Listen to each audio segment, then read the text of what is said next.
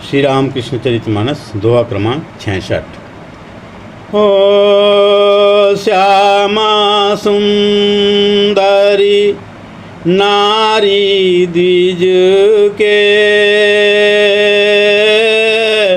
प्रेम भगति हिय बसहि जिनके धर्म परायण अरु अति पावन पति पद प्रेम चरित मन भावन लक्ष्मी बैकुंठ मन ही विचारी यही घर मोर जनक महतारी एक बार द्विज देखहि सपना सुंदर बाला अंग अंग गहना कोमल बाह डाल निज बाला रामचंद्र कर कंठ विशाला पूछहि द्विजवर कौन तुमाई कहबाला तव पहुँचल आई जान कृपालच मी कर द्विजवर अति आनंद हिय पावहि सुख कर अति आनंद हिय पावहि सुख कर रथ उपार्जन काज हित विप्र किए प्रस्थान नगर के राह पकड़ द्विज सुमरि चले भगवान श्यामा सुंदरी देवी इत जावहि सिंहड़ ग्राम पावहि आनंद भेंट सब मातु पिता प्रणाम श्यामा सुंदरी नारी द्विज के प्रेम भगति बसहि जिनके। तो जयराम माटी गाँव में रामचंद्र नामक विप्र सरल सुदानी निष्पाप जगत के भलाई चाहने वाले लोगों की भलाई चाहने वाले यह रामचंद्र द्विज वहाँ निवास करते थे।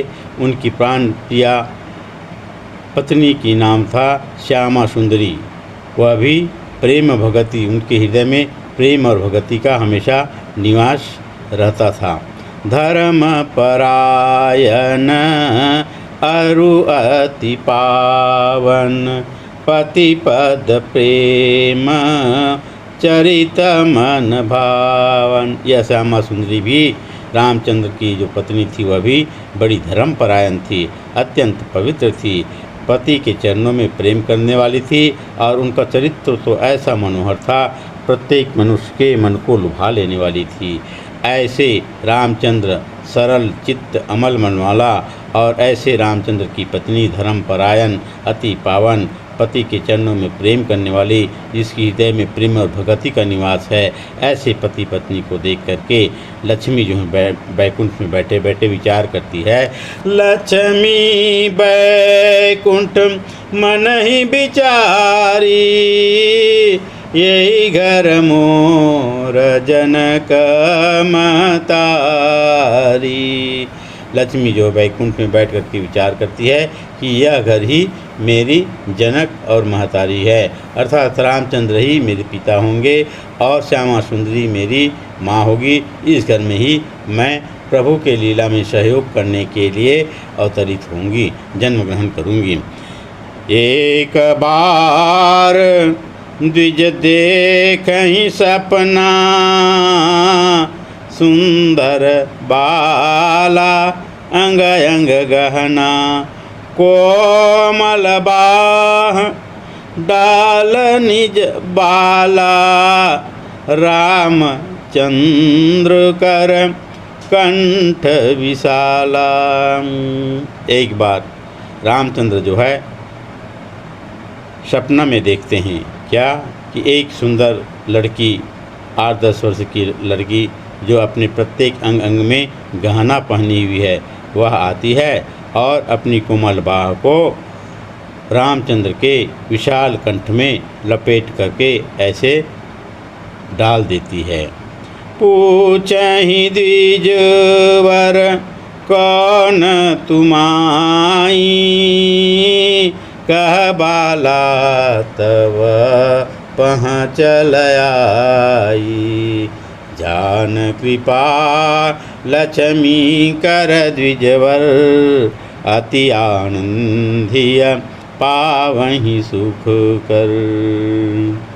उस बाला को देख करके द्विजवर रामचंद्र जो हैं पूछते हैं कि हे माई तुम कौन हो? तो वह लड़की वह बाला कहती है मुस्कुरा करके कि मैं तुम्हारे पास चली आई। इतने में द्विजवर का विप्रवर का नींद खुल जाती है और लक्ष्मी की कृपा जान करके अत्यंत आनंद से पुलकित हो जाते हैं, अत्यंत सुख प्राप्त होती है।